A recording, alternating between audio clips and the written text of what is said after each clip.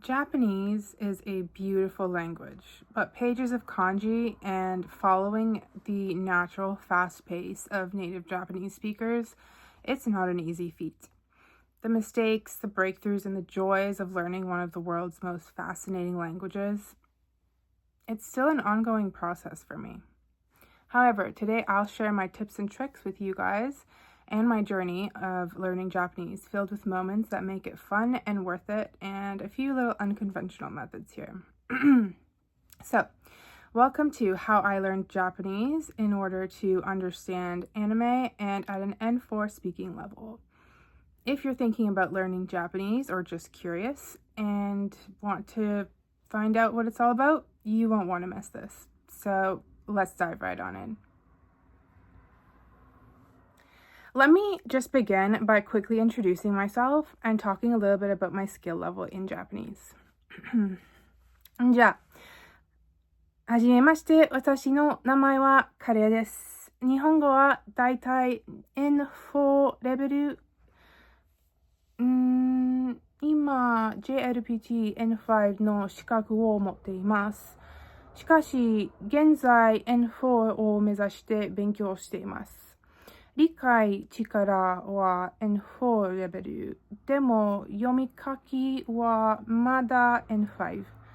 ほとんどのアニメで何が起こっているのか字幕なしで理解できます。また日本語で基本的会話もできます。So anyways, let's get into the video. I actually have a little table of contents here, and a whole bunch of brainstorm notes, and I'm just going to talk unscripted and see how it goes. So the first step that I would take if I'm learning Japanese, and what I did personally, is to build a foundation, at least a small one. So what I mean by this is learn hiragana and katakana, especially because it helps with pronunciation. Learn some core words, learn jiko shokai, how to introduce yourself, learn your numbers, etc., etc. So in this category, where we build our foundation, those types of things are generally enough for a semi-solid foundation and moving on to point 2. But you can also use textbooks such as Genki. I will say I did nearly finish Genki 1 myself, but that's not what we're going to be focusing on today. It is helpful, but I'll move on to step 2. So for after you build your foundation, you're going to want to go into applications, and this is more for memorization. So applications like Anki and Memrise and things like that. You've probably heard this in a bunch of other videos, but Anki is really good for memorizing your core words, which you're going to learn in your foundation process step. And then Memrise is really good for learning full phrases. So at this point in your application stage where you're learning, it's also kind of like learning general phrases stage. And that's why I mentioned applications being good for this, because there's so many that are designed to just teach you like phrases like at a restaurant, or phrases when you're going out with friends, or phrases when you're shopping or whatever. So you're going to start with foundation to recap, and then point 2 would be to go into some basic phrases after you have your foundation laid. So for point number 3, I want to get into immersion. So this includes a variety of things. I know this is a little bit fast-paced to go from just building a foundation and learning a few phrases and going straight into immersion, but this is honestly the way that I would recommend doing it if you don't want to be sitting with textbooks all day. Like I said, if you have the time and the will, do Genki. They're great. But I would just hop right into immersion as soon as possible once you've got steps 1 and 2 down. So with immersion, you can include things like anime, dramas, J-vlogs, music, etc. And it's really important to kind of like get your Japanese from a variety of different sources, so that you're not learning just like things like, oh, baka kono yaro and whatnot, from anime. But also so you're not just learning like really deep, like fukaku de, very poetic words from songs, which is often the case. That's why things like drama and watching other vloggers in Japanese is also good to add into your repertoire. So after step 3, which is immersion, sorry, I'm getting a text message. After step 3, which is immersion, I'm just going to hop right on into step 4. I'm going to call this step Google is your friend. So when I say Google is your friend, I have a couple of reasons why I say this.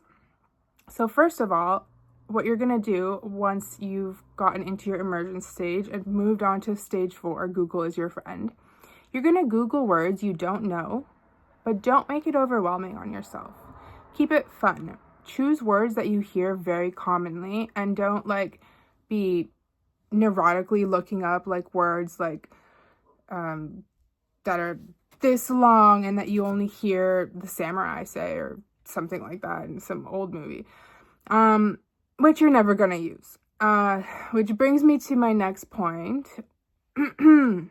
Once you have your first 4 steps down and you have your foundation laid, you're going to jump right on into conversation practice. And this is the best way to not only have speaking practice, but also to have comprehension and listening practice. And this is what's going to be able to make you able to sit there and watch anime, but also to be able to speak to other Japanese people.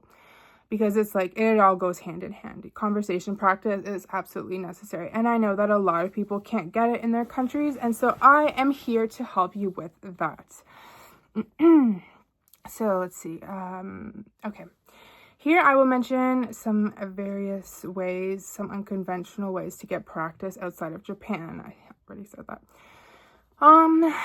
Okay. So conversation practice is going to be the next step.